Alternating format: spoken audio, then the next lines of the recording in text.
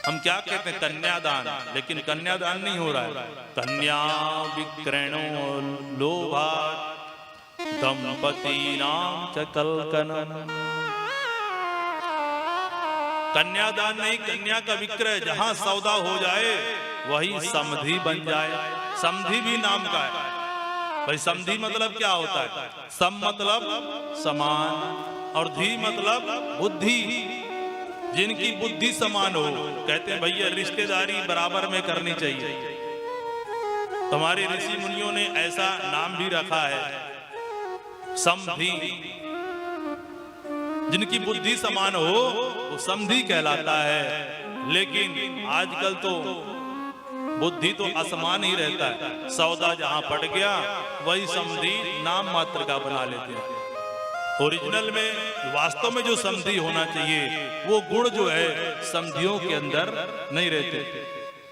पहले आप कभी न सुनते रहे होंगे कि समधियों के बीच में लड़ाई भी हुआ, लेकिन आजकल आम बात हो गया है कि समधियों के बीच में भी लड़ाई होती रहता है। सम्मान का पद होता है, एक दूसरे का सम्मान। लेकिन आज के युग में तो समधियों के मध्य में भी सब कुछ हो जाता है। बोलिए राधे राधे।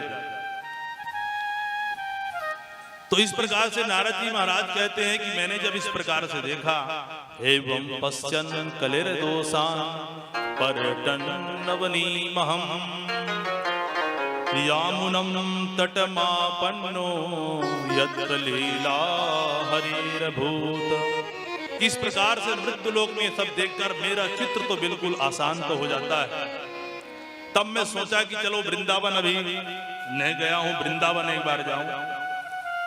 लेकिन जैसे ही मैं वृंदावन में आया तो आश्चर्य देखा कि वृंदाव तत्राश्चर्यं मया दृष्टं श्रूयतं तन मुनीश्वरा एका तु तरुणी तत्र निषण्णा खिन्न मानसाः। जैसे यमुना के तट पर वृंदावन में पहुंचा तो एक आश्चर्य देखा। एक युवती अपने दो बच्चों को गोद में लिटा करके रो रही थी। और बच्चे कैसे? बच्चे बड़े जो है बुढ़े बुढ़े थे और माता कैसी थी? युवती थी। माता को वृद्धा होना चाहिए और बच्चे युवा हो, ये तो ठीक है। लेकिन माता युवती है, बच्चे वृद्ध हो गए हैं, ये बात ठीक नहीं है। ये चीज मैं जब देखा तो मैं आश्चर्यचकित हो जाता। मैं जब देखा तो उनके पास जाने का प्रयास किया कि जाके पूछूं। बहुत सारी नारियां घेर करके बैठी थी, लेकिन मैंने पूछने का हिम्मत नहीं हुआ, क्योंकि माताओं का स्वभाव होता है कि छोटी छोटी बातों में रोने भी लगते हैं और छोटी छोटी बातों में मुस्कुराने भी लगते हैं। तो पहले विचार किया, फिर बोला भाई हम संत क्या करेंगे महिलाओं के बीच में जा करके, हमने वहां नहीं गया। लेकिन जैसे मैं वहां से लौटने लगा तब मेरे को एक आवाज सुनाई दी कि भो भो साधु क्षणं तिष्ठ मच्चिन्तामपि नाशय दर्शनं तव लोकस्य सर्वतागहरं परम। महाराज जी थोड़ा रुकिए, कहाँ भाग रहे हो? कहाँ से आए हो? कहाँ जा रहे हो? क्षणं तिष्ठ मच्चिन्तामपि नाशय, मेरी चिंता का नाश कर दीजिए। दर्शनम तव लोकस्य सर्वथागहरं परम। आपके जैसे संतों का दर्शन होता है तो बड़े से बड़े पाप जो है नष्ट हो जाता है।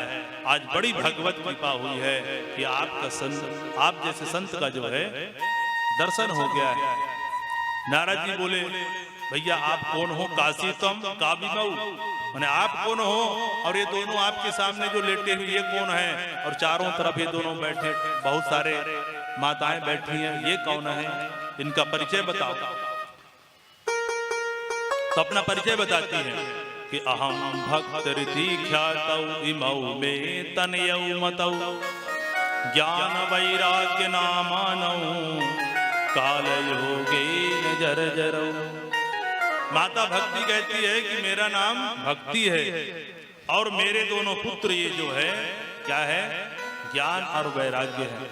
समय का ऐसा प्रभाव है, देखिए कलयुग का ऐसा प्रताप है कि मैं तो अभी क्या हूं, युवा हूं, मेरे पुत्र जो है वृद्ध हो गए हैं, मेरे दुख का यही कारण है कि मैं दक्षिण भारत में जो है पैदा हुई, कर्नाटक इत्यादि प्रदेश में जो है पली बढ़ी, महाराष्ट्र आदि प्रदेशों में कहीं कहीं पे मेरा जो है सम्मान हुआ, कहीं पे जो है मेरे अपमान भी हुआ।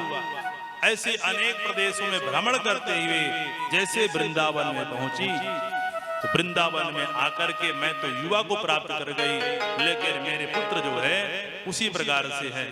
यदि यही स्थिति रही तो इदम इथानम परित्यज्य विदेशम विदेशो गम्यते मया, यही स्थिति रही तो मैं भारत भूमि को छोड़ करके कहां चल दूंगी, विदेश की ओर चल दूंगी।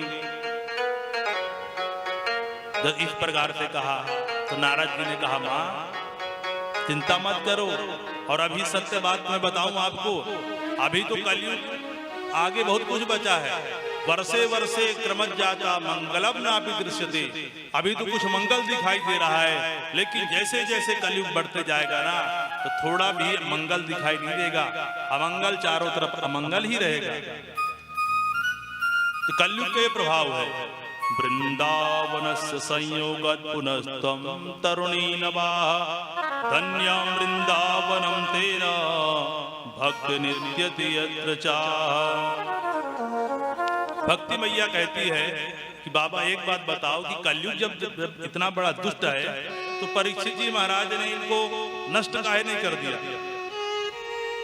बोलो ठीक बात है, कलयुग तो इसे बुराइयों का खजाना है, लेकिन इसके अंदर एक गुण भी है कि यत् फलम नास्ति तपसा न योगेन समाधिना तद फलम लभते सम्यक् कलौ केशव कीर्तना। अन्य युगों में बड़े बड़े यज्ञ करने से, पुण्य करने से, दान करने से जो पुण्य मिलता है, कलयुग में केवल भगवान का नाम लेने से मिल जाता है। कुछ मत करिए, भगवान का जो है नाम लेते रहिए, और जो नाम लेने लगता है परमानेंट ना, तो फिर सब कुछ करने लगता है, दान भी करने लगता है, मान भी करने लगता है, और सबका सम्मान भी करने लगता है। तो भगवान का नाम ही कलयुग में जो है पार लगाने का, मुक्ति का सबसे बड़ा जो है साधन है।